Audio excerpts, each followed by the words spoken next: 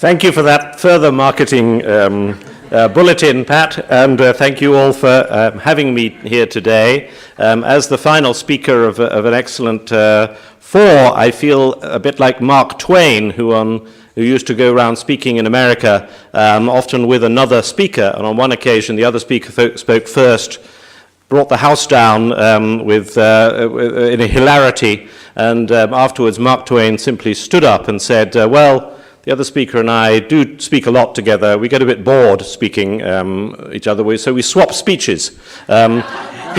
He's just given my speech, and I've left his in the hotel.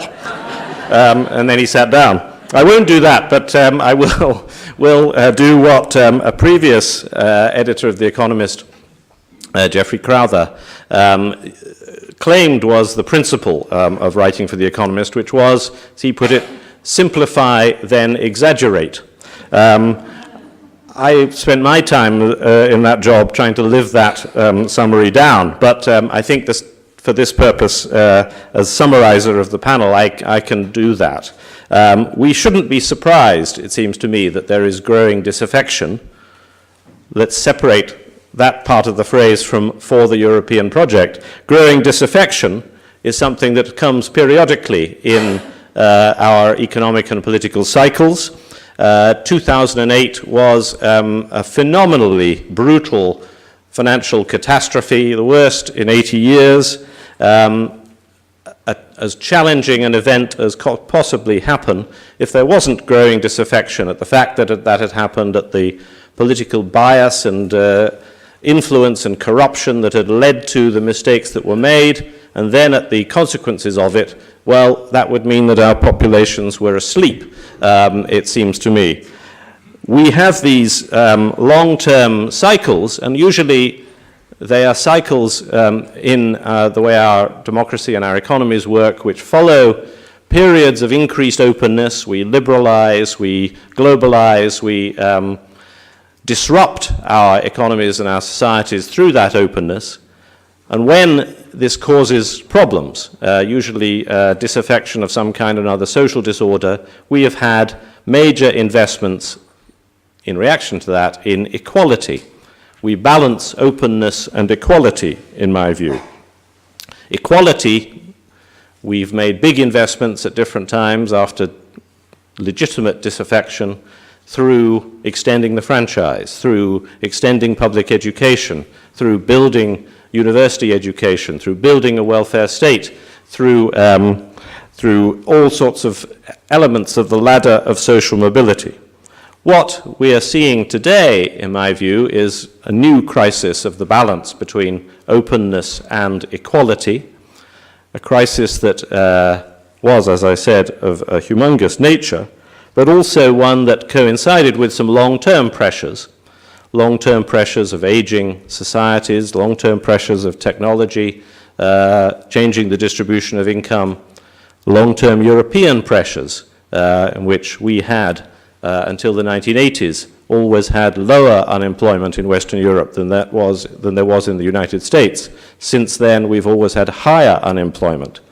We had, until the early 1990s, always been catching up with American productivity in Western Europe. Since the early 1990s, we've been slipping behind. We've had long-term problems that then the 2008 crisis came along and thumped us with, but also drained the public finances of the ability to respond to those long-term problems and to make the new investment in equality that the public disaffection, legitimate disaffection, and sense of injustice that has arisen is demanding.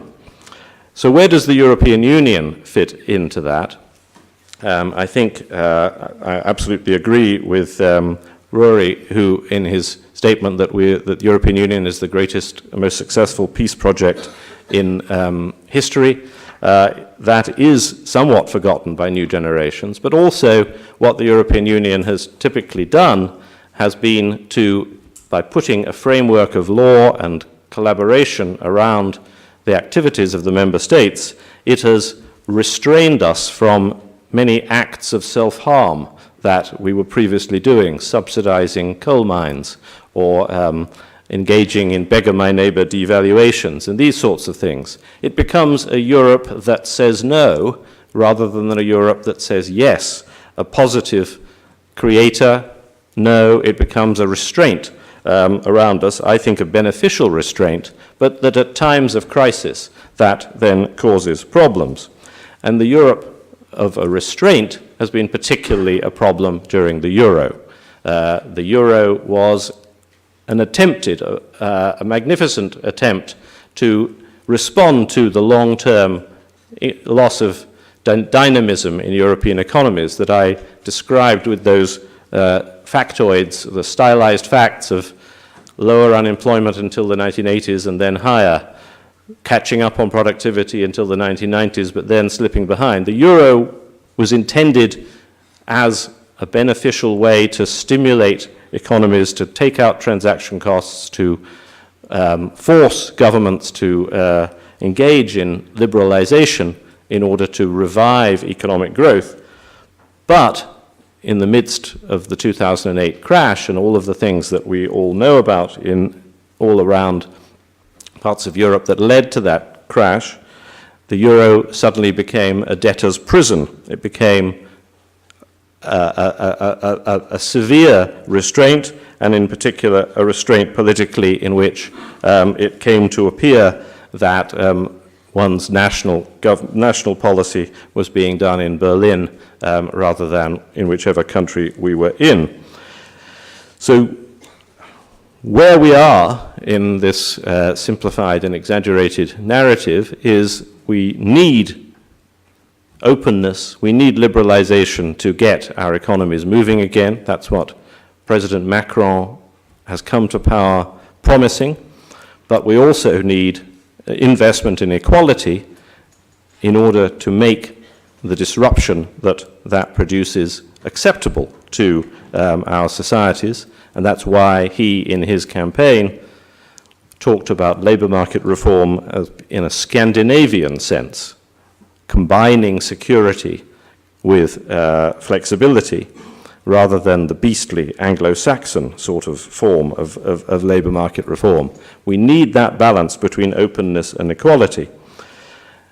What we need, therefore, is at national level, governments to perhaps pull back from some of the austerity mentality that we've had in the last 8-9 years and find ways to reinvest, perhaps redistribute some of our public spending towards that sense of political equality and the social mobility that too many of our societies have lost. But alongside that national combination of openness and equality, we need a positive European contribution, I would say revisiting or restoring the previous balance of European and national, where national really was the number one driver and always has been, but that Europe was an assister, an enabler, a provider of the right framework. We do, as Bridget said, have a new opportunity for this to happen. In the election of Macron, the re-election in September, almost certainly of Chancellor Merkel, but perhaps with the way election predictions have gone in recent years, we shouldn't even use that word almost there. We should just say maybe Chancellor Merkel will be re-elected in September. Currently, it looks like she will. If she is, then probably it may well be with a new coalition, which will provide some opportunities for changes in her government and in the ministers, that ought to, I think, produce an opportunity for collaborative European projects that make Europe a sign of yes and positive growth rather than a restraint. What do I mean? I mean, number one, a much more ambitious public investment program than what is now called the Juncker Plan, that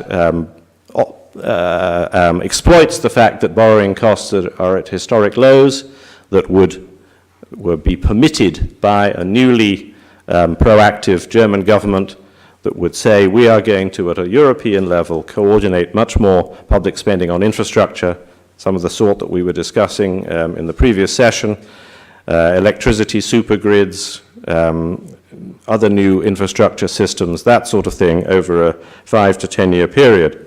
Secondly, the sort of collaborative projects on defense and security that Bridget talked about, they are vital because of the migration crisis and because of the circle of disorder that we have around the Mediterranean, but also they are a positive push for both security and growth to some extent.